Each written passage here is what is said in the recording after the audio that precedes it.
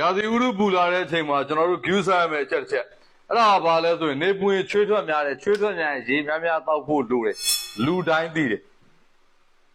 ကျွန်တော်ရေတောက်လိုက်တယ်ရေကကျွန်တော်တို့ကြောက်ကရသွားမယ်အပေါ့ဖြစ်ပြန်ဆိုမှတောက်တယ်ပေါက်တယ်အဲ့မှာပြဿနာရှိလာ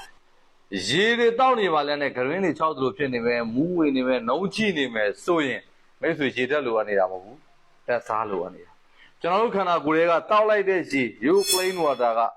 စီးဖြစ်ဆွန့်ထုတ်လိုက်ပြီးလွယ်ကူစွာထွက်သွားပြီ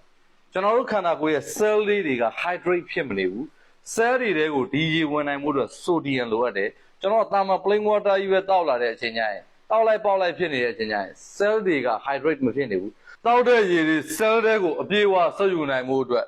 ရေ1လီတာဘူးတဘူးကို teaspoon ကျွန်တော်တို့လက်ဖေးရှယ်စွန်းလေးတစ်စွန်းရဲ့၄ပုံတစ်ပုံသာရှယ်စွန်းတစ်စွန်းမဟုတ်ဘူးเนาะတစ်စွန်းရဲ့၄ပုံတစ်ပုံသာစားခတ်တောက်ခြင်းဒါမှမဟုတ်တမယာသီးညှက်တောက်ခြင်းကိုကျွန်တော်တို့လုပ်ကြည့်ပါကျွန်တော်တို့ cell လေးတွေ hydrate ဖြစ်ဖို့အတွက်အများစွာအထောက်အကူပြုပါတယ်တွေးစရာတစ်ခုရင် yes လို့မှမပြပါကျွန်တော်ကိုနိုင်ဦးပါကျေးဇူးတင်ပါတယ်